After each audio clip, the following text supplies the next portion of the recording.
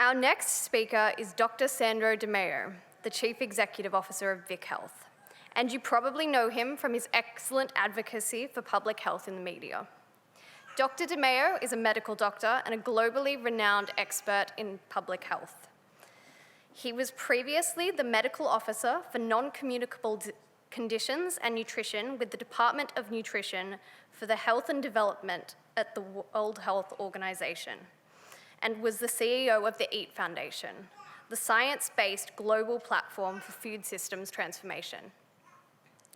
Dr. Demaio co-hosts the ABC television series Ask the Doctor, an innovative and exploratory factual medical series broadcasted across Australia and around the world. He has published more than 50 scientific papers, including in The Lancet and the BMJ, and is the author of The Doctor's Diet, a cookbook based on science and a passion for good food. Welcome to the stage, Dr. Demaio.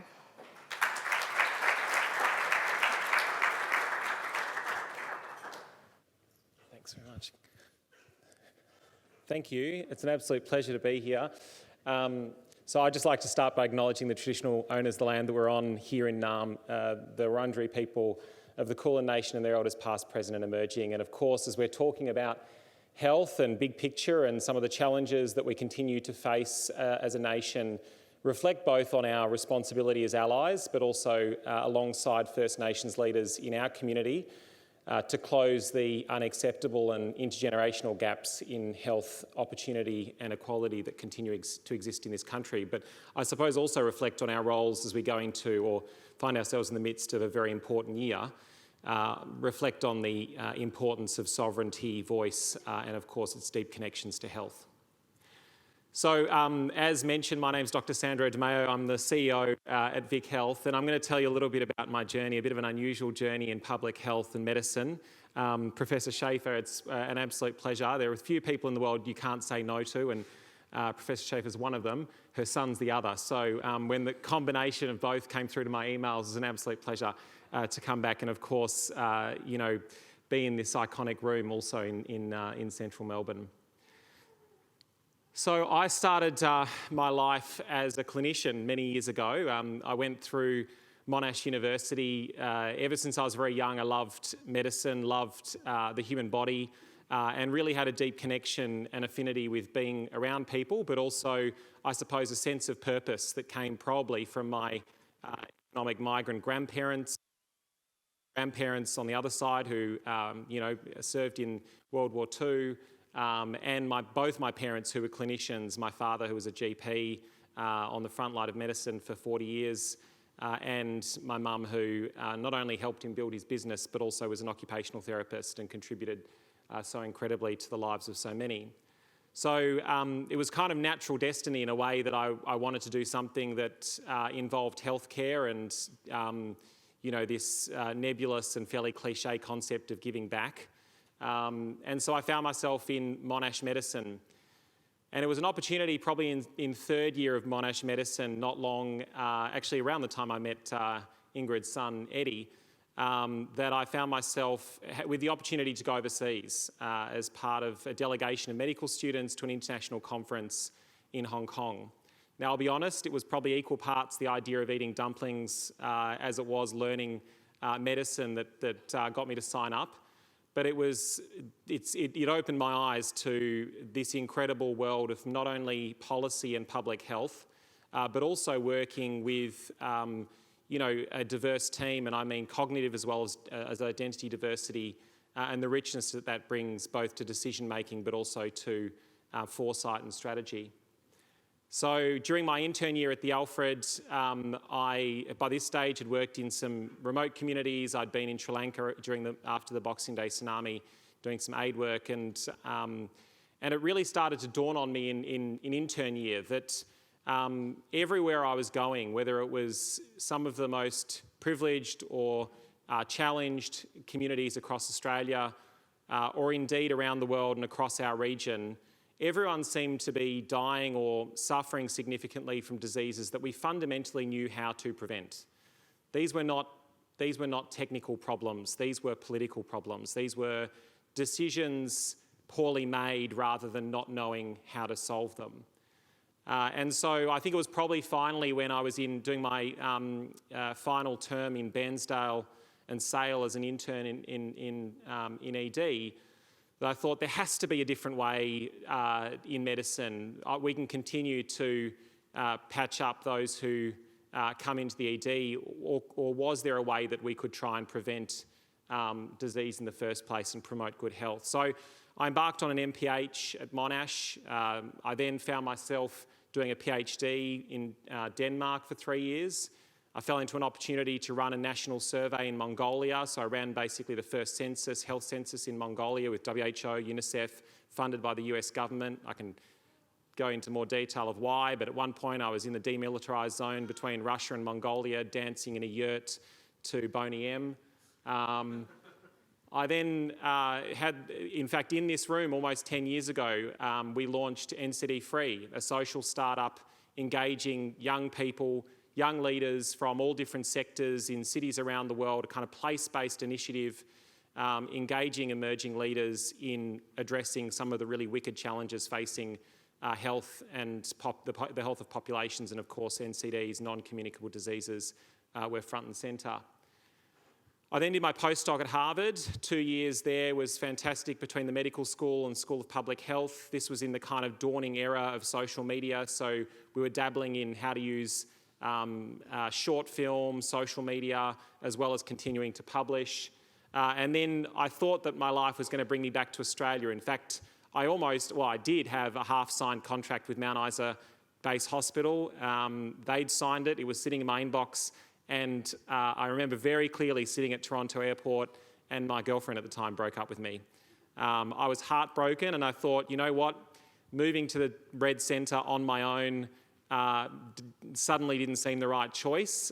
So I had another offer on the table from the World Health Organization in Geneva, and I turned right, and I went to Geneva and spent 3 years as a global technical advisor to governments around the world with the UN.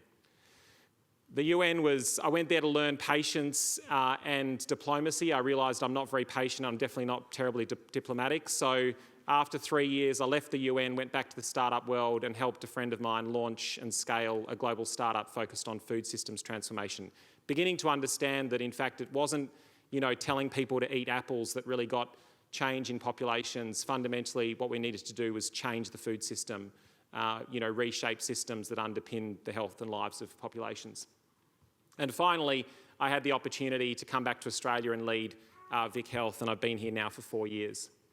Along the way, though, there were some kind of, I think, important things that, some of them were, I won't say mistakes, some of them were learnings, some of them were kind of weird opportunities that just popped up, including the opportunity to co-host a Netflix show, which is now in 130 countries.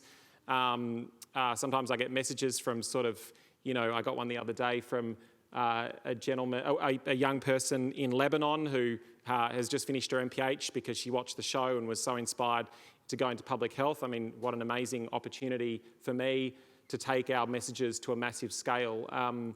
And so there are a number of things along the way. It seems like a very linear kind of doctor to public health path, but actually there were lots of mistakes, lots of learnings, lots of dead ends along the way. And some of the things that I think really were critical to my journey that don't often show up in my publications list, or if you look at your CV on LinkedIn, some of these things that sit around it. So getting on social media early, back before it was an absolute cesspool of kind of disgusting rhetoric, which our dear friend Elon Musk has kind of catalysed. But the Twitter back in its heyday really was kind of the town hall, and the opportunity to connect with so many great minds around the world, the imperative to really sharpen what I believed in into a limited number of words, to have it tested.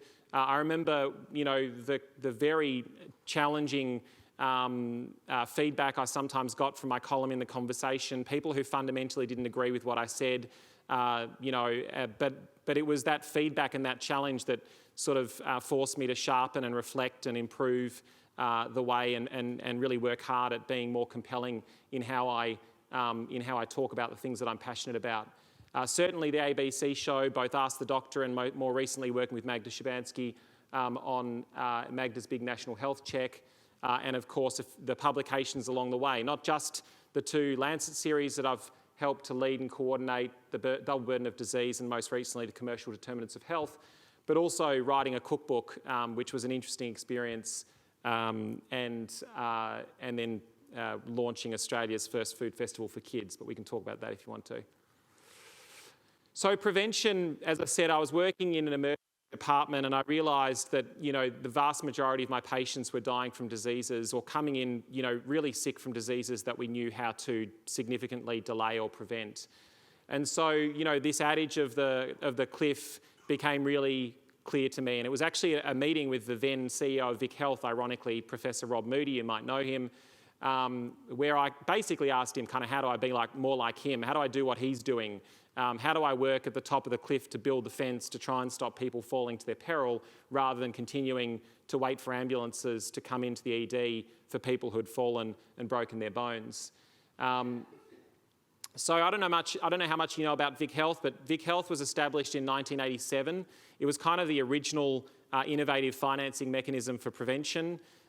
We were the world's first health promotion foundation. So you have to go back to the days when big tobacco kind of reigned. You could smoke anywhere, including on flights. You could. Big tobacco was sponsoring our Grand Prix, our ballet, our most successful football matches and games. And so all of our VFL, we didn't have AFL back in those days, but the VFL stars would all have big tobacco on their chests. Overnight in 1987, some really brave politicians banned advertising of tobacco and increased the excise, the tax on tobacco, by a tiny, tiny amount, about 0.5%. This raised quite a significant amount of revenue. That revenue was hypothecated or protected or earmarked and given to a small independent, foundation, statutory authority of government, governed by a board with 3 members of Parliament on the board, and that foundation was Vic Health. So in our early days, our job was to buy out the advertising that tobacco had to buy out all that advertising space that suddenly tobacco were no longer allowed to own. And then over time, we've evolved and become today the state's prevention agency. So we're small, we're relatively scrappy, and we're agile compared to other parts of government. There are lots of things we can't do, but there are lots of things that we do well as a small team with lots of really strong partners. We have about a $45 million budget. We have about 100 staff, to give you an idea of scale. And so these were the posters that originally would have had tobacco and in the late 80s were bought out. And I love this one because it just reminds me of the huge change that would have been. So we've talked a little bit about non-communicable diseases, the focus of our work. 50 years ago, NCDs were the rounding error in global health. Diabetes, heart disease, cancer, chronic lung conditions. Now they kill most people on the planet, whether you're poor people in rich countries or pretty much anyone in poorer countries worldwide. We know that the majority of it is driven by modifiable risk factors. This has been kind of the framing of global public health for the last 2 decades, and particularly in the lead up to the UN high-level meeting in 2011. So tobacco, alcohol, unhealthy diet and physical activity account for a huge proportion of diabetes, heart disease, cancer and chronic lung conditions. In Australia, we know that 1 in 2 Australians lives with chronic disease, and the average Australian will live with 13 years of pain and suffering at the end of their life from chronic conditions. And we know that NCDs account for about 90% of deaths. But I suppose as a health agency, we also know that if you take genetics out, 80% of health outcomes are determined by factors outside of the healthcare system. So we talked before, there was a mention around the social determinants of health, and this is really the business that we're in as an agency. The question of how do we give longer, healthier lives?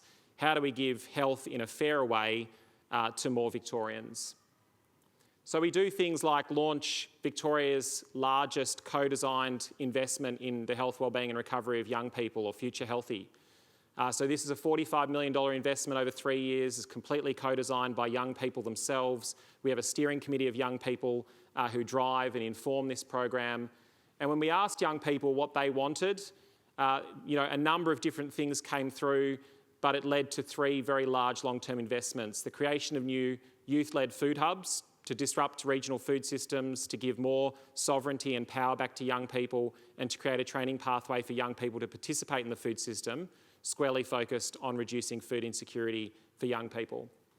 The second was we partnered with an organisation called RecLink to activate underutilised spaces. So we can tell people to get physically active, have 30 minutes of exercise, but if there are no safe places for young people to get active, or if young people don't have the time, the money, the skills or the interest in joining organised sport, what is there for those young people across Victoria? So in response, we launched a program in 150 sites in 16 local governments activating existing underutilised spaces.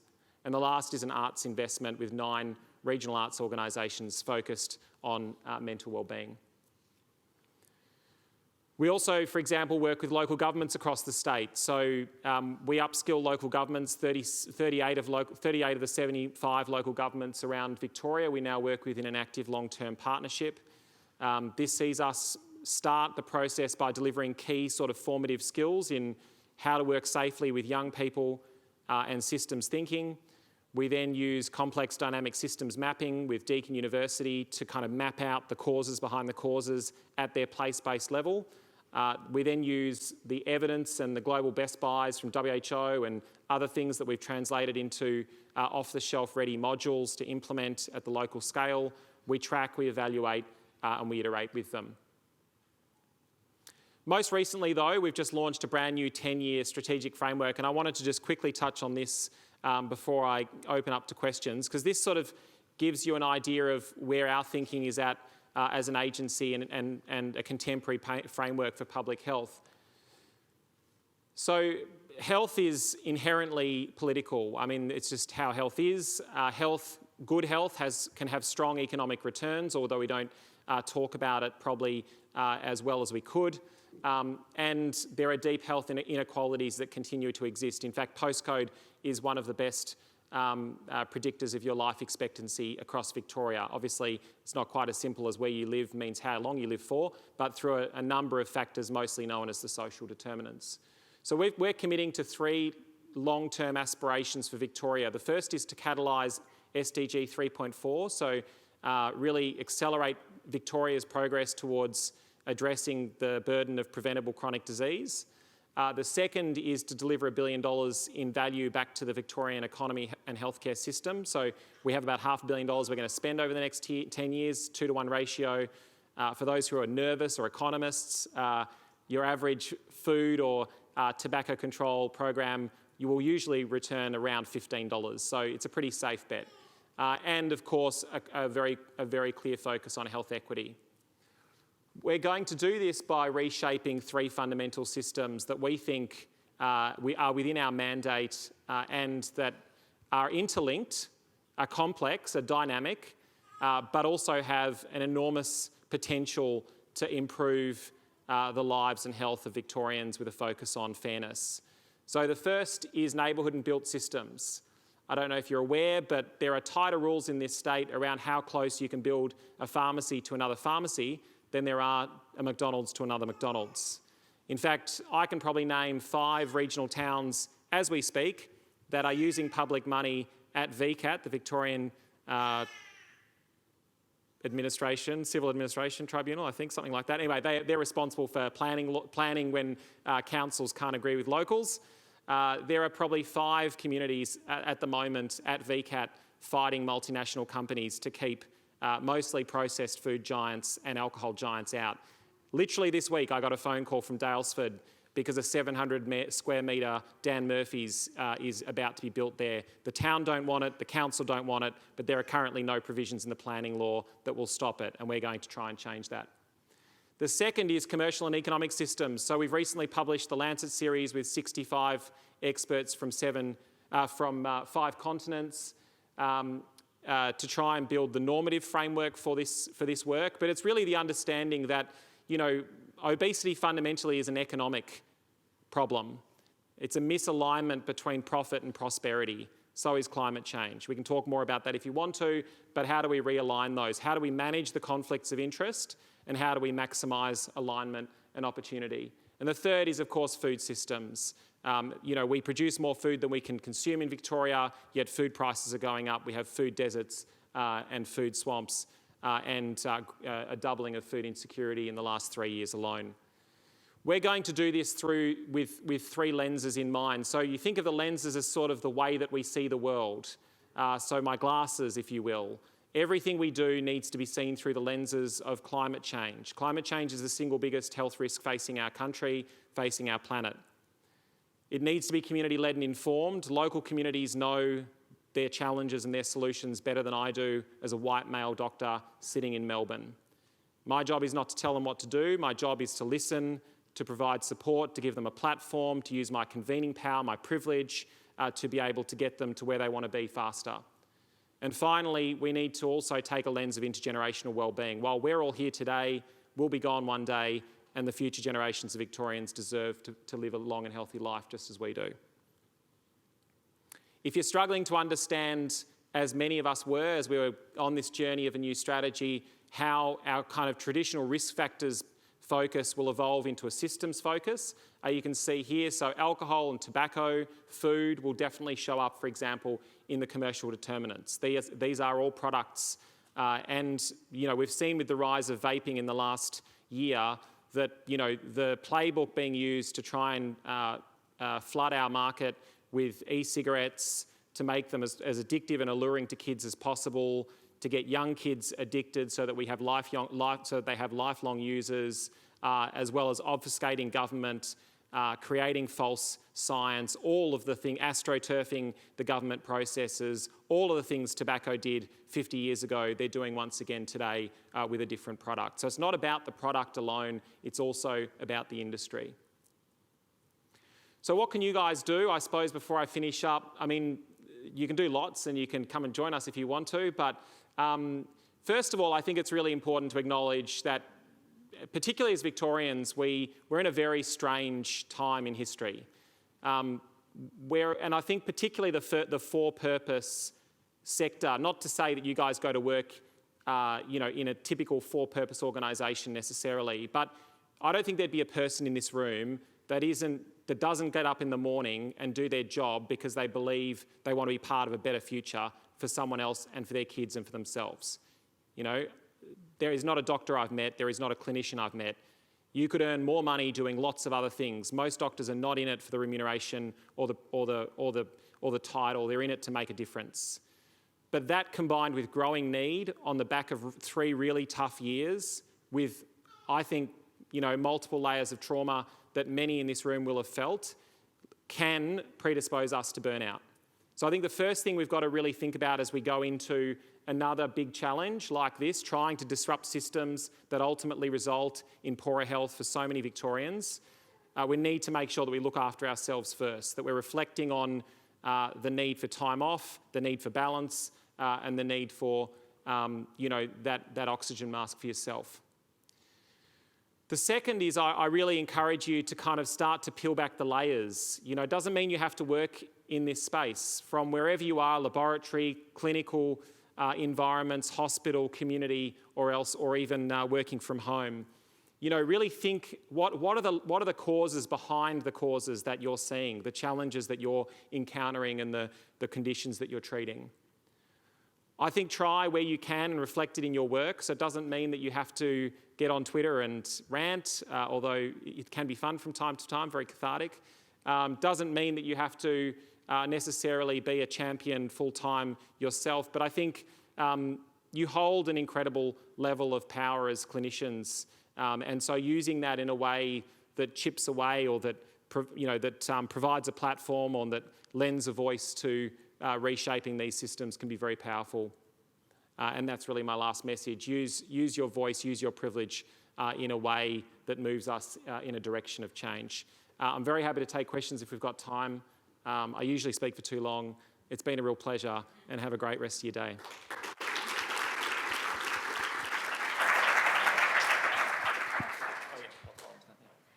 Thank you for an excellent talk and for fighting the good fight. We'll take some questions now. Do we have any hands? Oh, thank goodness. Thank you for that amazing talk. So I understand that there's been a lot of, I've seen you several times actually on the news with the vaping campaign, and myself, I'm from Melbourne Uni, and at our recent student conference, we had a session, at least one, potentially more, on the dangers of vaping. Can you just talk a bit about perhaps the pushback you've received, where it's come from, and maybe even some of the positives that you've noticed throughout the campaign? Yeah, sure. So when I was a baby in a public health kind of, junior burger coming through, I remember hearing from people the scream test from my more senior colleagues. And that was really a concept that was coined in the era of tobacco, where we were going after a multinational company and, increasingly a much maligned and largely single entity. And the scream test was the idea that the harder you push when you're fighting for good, the more progress you make, the more pushback you'll get, and the louder they will scream. And they might come after you in all sorts of ways. And I've seen a colleague of mine in Mexico, for example, who was leading the charge on sugar taxes, had his phones tapped, was intimidated, was all sorts of really nasty things.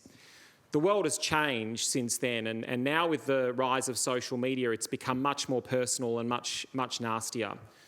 So I have recently had death threats. I have also had threats against my safety and against the safety of some of my staff.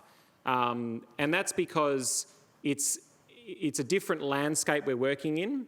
It's a different kind of business. So it's not a single entity. These are lots of people importing illegal products with actually quite a level of organised crime now increasingly involved as well. So it's a very dicey situation.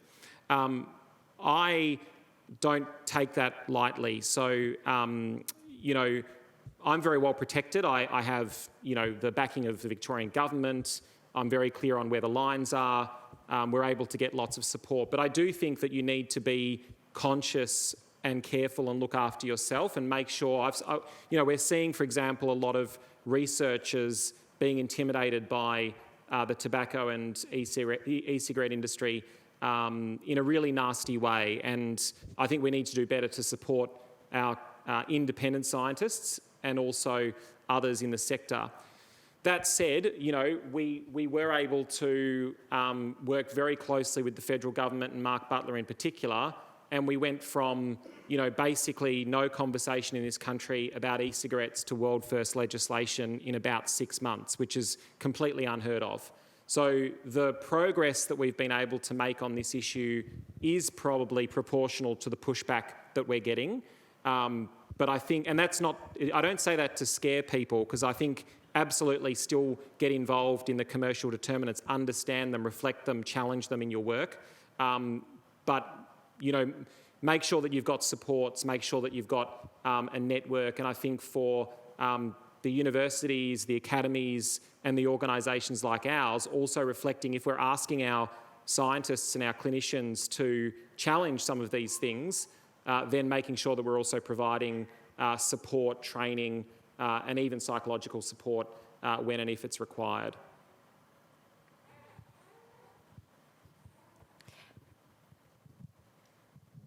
Hi, Sandro. Sorry, over here. Catherine Luckin from the Academy. Sort of building on that, I know a question people often come to these events with is around engaging with policymakers, and that's obviously something you've got a lot of experience with, and you've spoken about it a bit, but I suppose I'm wondering if you've got any sort of tips or things you've learned about those interactions that people might be able to learn from. Yeah, definitely. So if you think about policymakers in at least kind of 3 broad churches, so there's those who are kind of sitting in the university analysing policy. There are those in the government, as in politicians who are, and also not just politicians, but the politicians' teams, so they're chiefs of staff, their advisors, and the politicians who are making policy. And then there are the people in government, the bureaucrats, who are enacting and often shaping through guidance and information policy. And I would suggest to engage with all 3. I mean, Pareto principle, 80% of your impact is going to come from 20% of your effort. Policy is where it is at. Policy is what is going to shift the dial on most of the massive challenges that we've been talking about, that is going to realign profit and prosperity incentives, for example, that lead to things like obesity and climate change. So I spent, on Thursday, I spent the whole day at Parliament House. I visited probably 8 members of Parliament, including 5 ministers. I know them all by name. I text them, many of them regularly. I remind them that we're here. I update them on the policy priorities that we have. We also just have a chat because a lot of it's about relationships. And then I'll sit in Parliament for a bit because people just bump into you and come up and ask you questions and whatever else. I do the same in federal Parliament, probably once every 6 weeks in Canberra. We also work with bureaucrats or fairly senior civil servants across all of government. So if you're really passionate about getting involved in an area of public policy, public health, I would meet with the minister's team as a starting point, because the minister's team is often just as helpful as the minister themselves. There are friends of groups, so pretty much every public issue that you can think of has a parliamentary friends of. So parliamentary friends of diabetes, for example. In federal parliament, you can write to those 2 MPs and say, we'd love to hold an event, we'd love to come and meet with you.